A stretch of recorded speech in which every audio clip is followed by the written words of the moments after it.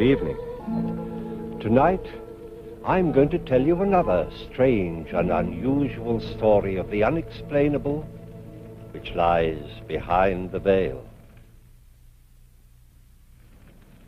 Down through the ages, man has continually struggled to pierce the veil behind which lies the unbelievable.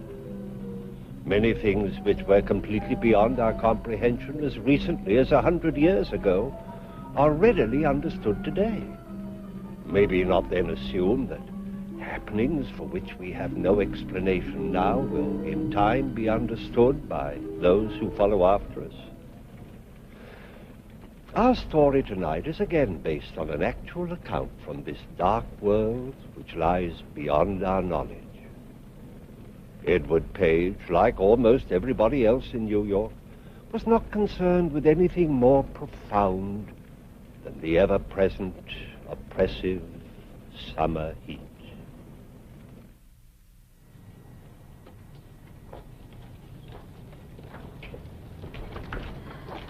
Good evening, Mrs. Foley. Good evening. Good evening, Mr. Page. Oh, it's awful hot, ain't it? The humidity, Mrs. Foley. That's what's bothering you, the humidity.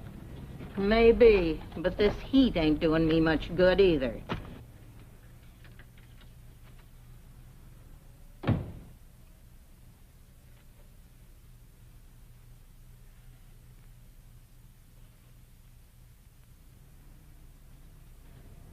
Probably gone to put on soup for his supper again. Always hot soup. Oh, in weather like this, too.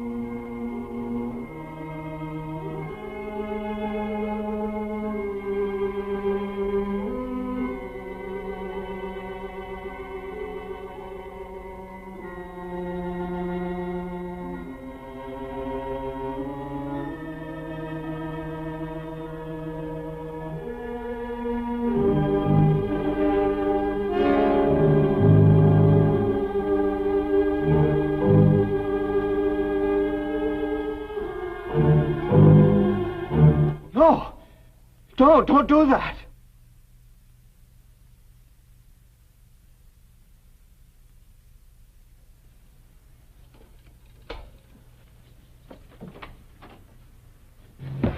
It's murder. I saw a man kill a woman. Where? Apartment across the way, third floor back on the corner. I gotta get the police. Murder. Police.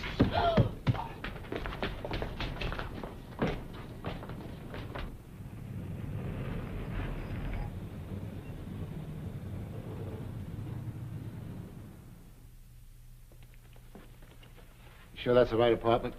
I'm positive, Lieutenant.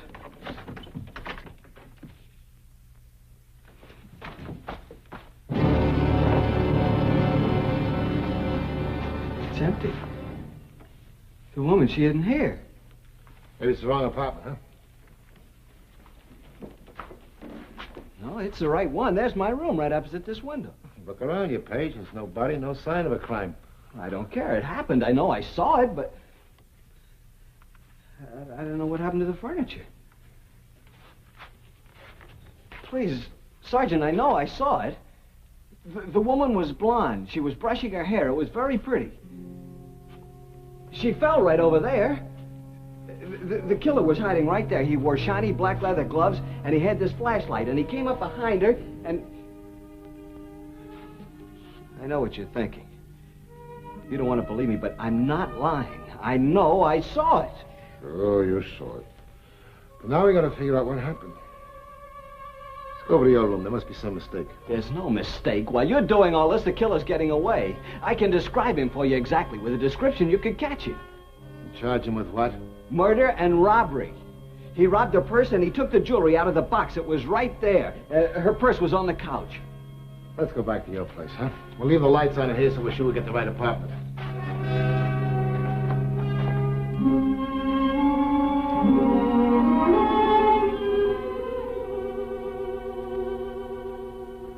That's the one. See where you left the light on? That's where I saw the woman. She had on a pale blue dressing gown.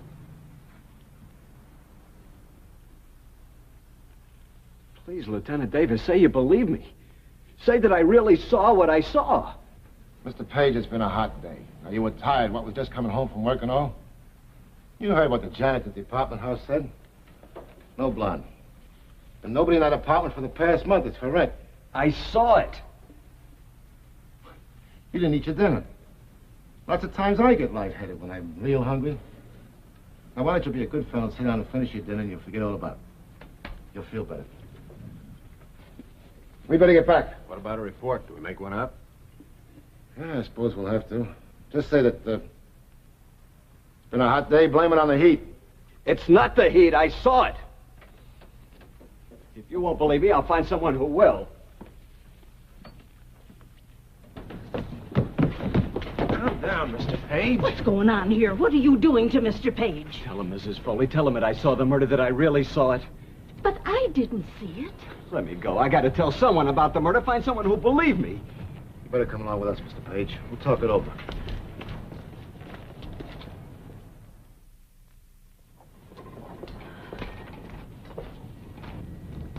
I beg your pardon. I'm trying to find the apartment that's for rent. 345 48th Street. Oh, it's in the next block, honey. Right back of this building. Thanks so much. In the next block, she wants an apartment.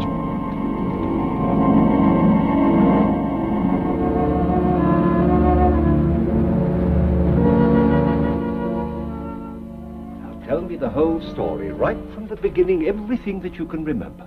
I'll record it. All right, sir. I came... Not so close to the microphone. Just as though you were talking to me. Yes, sir. Well, I came home with my groceries. Soup. I always have soup. I like soup. And Mrs. Foley that's my landlady. She was sitting on the front steps. She looked awful.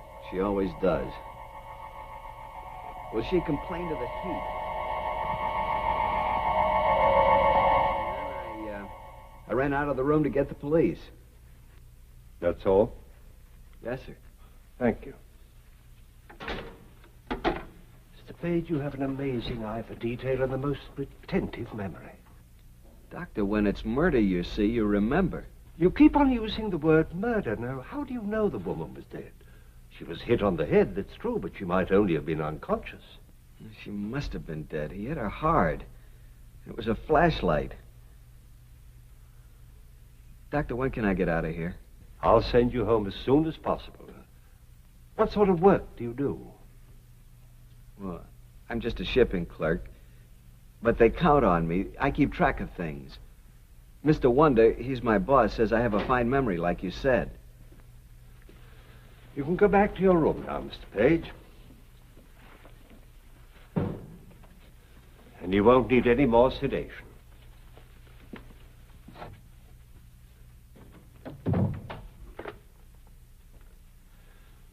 Send Lieutenant Davis and Sergeant Fenton in.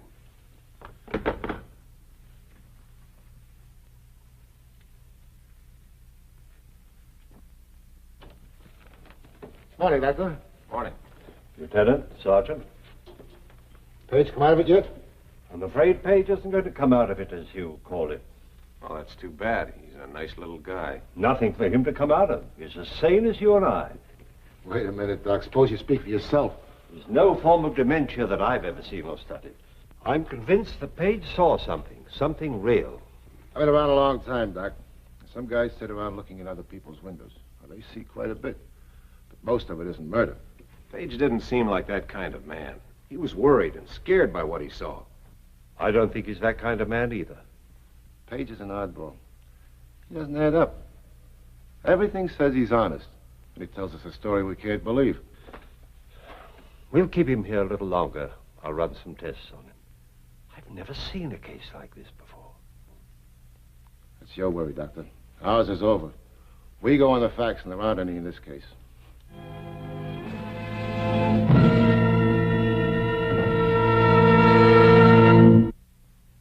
am I going to do? Try to forget it. Go home. Go back to your job. I guess that's the only thing to do. If you can't tell me what I saw, how can I figure it out?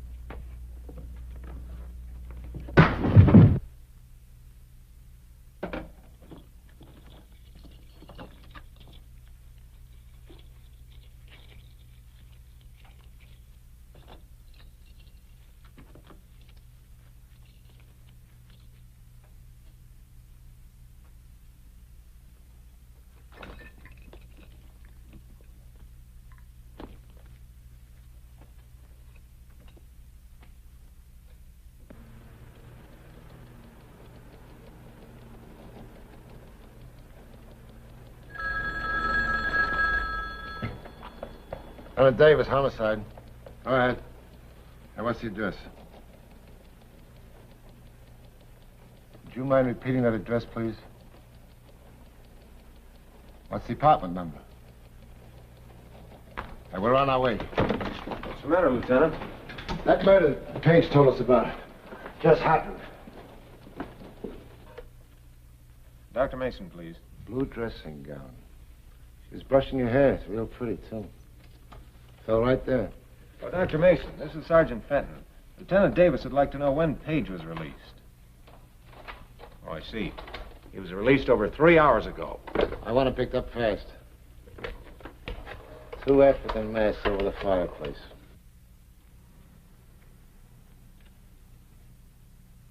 Sergeant Fenton, Hang up. I'll call you right back.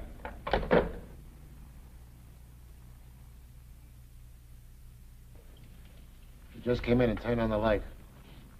Go over there and get him. Tell him nothing but bring him back here.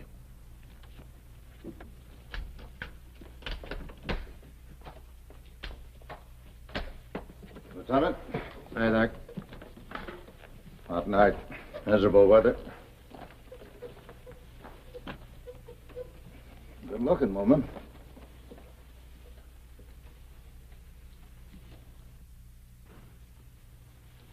Usual blunt instrument.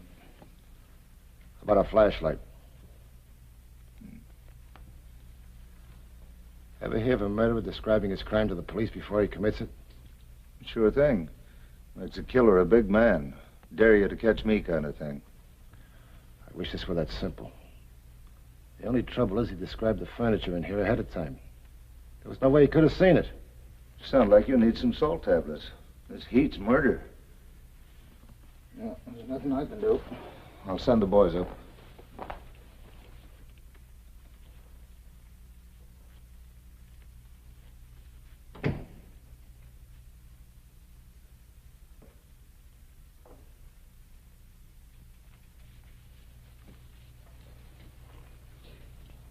It happened.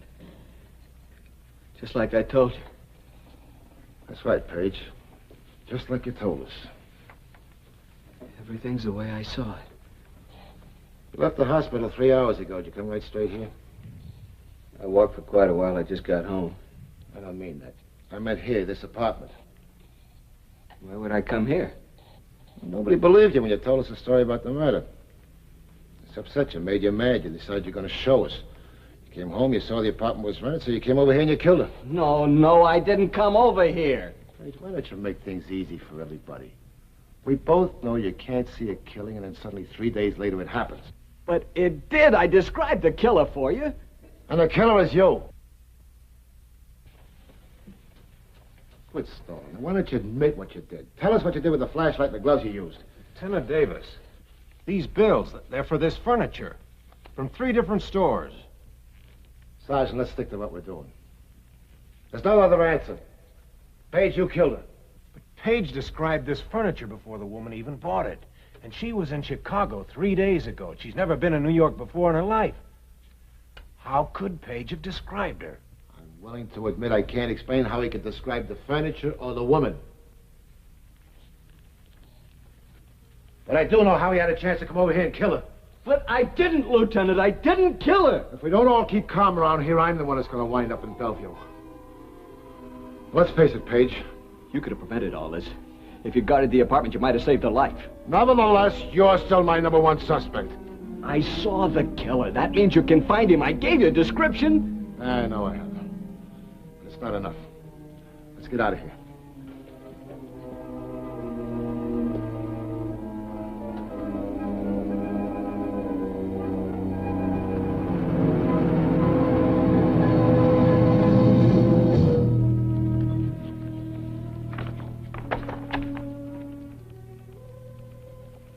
Nothing, Sergeant. Nothing so far. It's a tough job looking through all those pictures, Mr. Page. You get so they all look alike. Stay with it. It's a pretty good description you got out of him, Doc. Better than I could do. Very few witnesses have the power of observation that Mr. Page has. I'll say that for him. He saw plenty.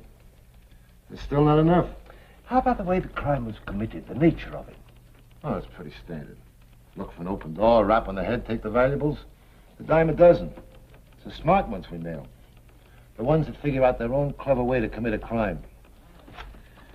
Well, if that's all the help you can give us, I guess it'll have to do. Let's see how they're doing in there.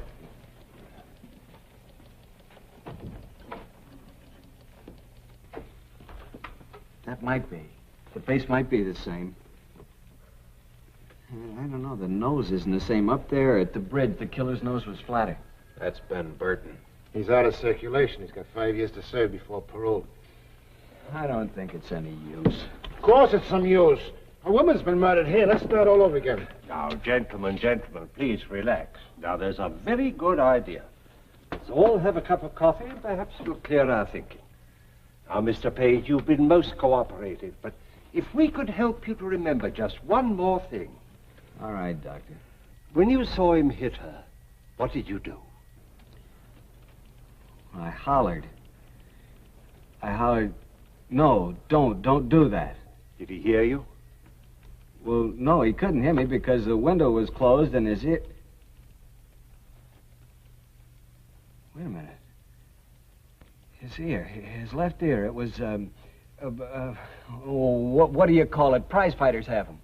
Cauliflower ear? That's it, his left ear, he had one. That does it. That's what I need. Something to work on. Come on, Fenton. We'll get out the new description on it. This time we'll add a cauliflower left ear.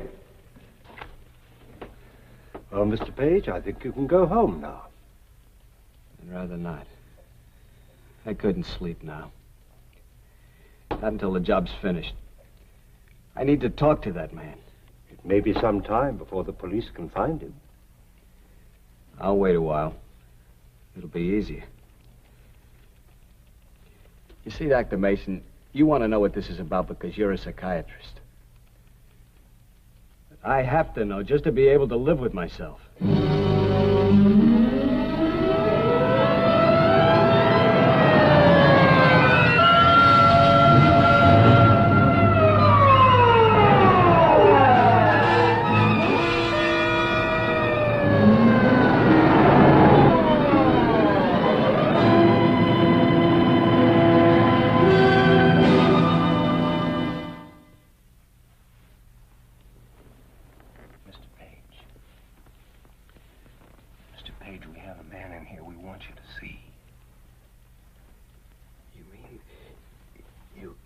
Actually found a man who...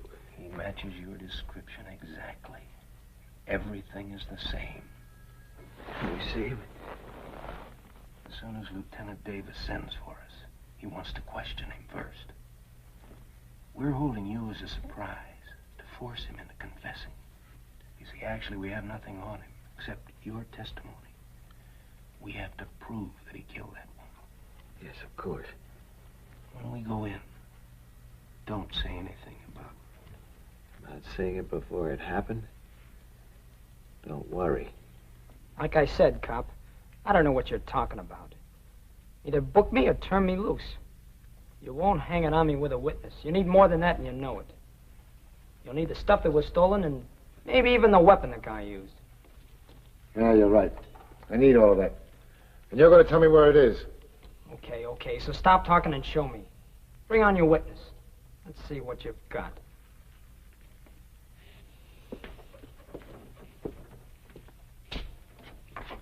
Don't go away.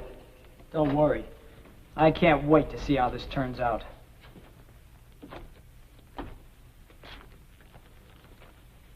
That's him. That's the man. That's him. That's the man. Sit down, Kerwin. See? See the ear? Tell him, Page. Tell him what he did. He knows. But he doesn't believe I saw him, is that it? That's it, Dad. I think you're a liar, looking for a big charge or something. You wore shiny black leather gloves, dark gray pants, and a dark blue shirt. No hat. You hid behind the chair when the woman came into the room. She was blonde and very pretty. She wore a blue dressing gown, light blue. You had a flashlight in your hand. You hit her and she fell. The hairbrush fell, too. You turned and took the jewelry out of the jewelry box, stuffed it in your pocket, went over to the couch, emptied her purse, and you left. It's a frame-up. Nobody seen me do anything. You're trying to scare me. This guy's a fake. You brought him in just to work on me. The arm. When he put his left arm around her neck, she bit him. That's why he rubbed his arm. Maybe the bite mark's still there. Roll up the sleeve, Ed.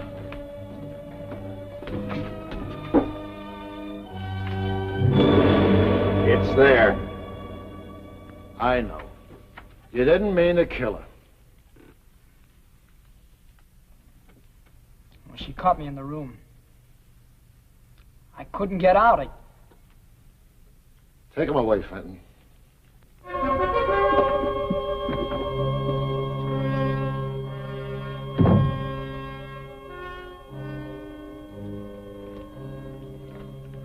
Try to forget it, huh, Page?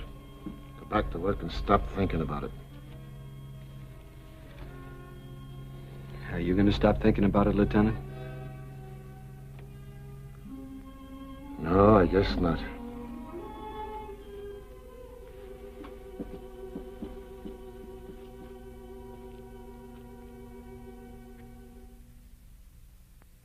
Edward Page returned to work 2 days later, but he was not, nor would he ever be, the same man who left work such a short time before. Page's experience was an example of what is defined as precognition, the ability to foresee the future. Throughout history, there have been many such instances, reported and documented. How does it happen? Why? I'm afraid the explanation is still beyond our understanding, at least for the moment. Please join me again for another journey into that real but unexplainable world which lies behind the veil. Good night.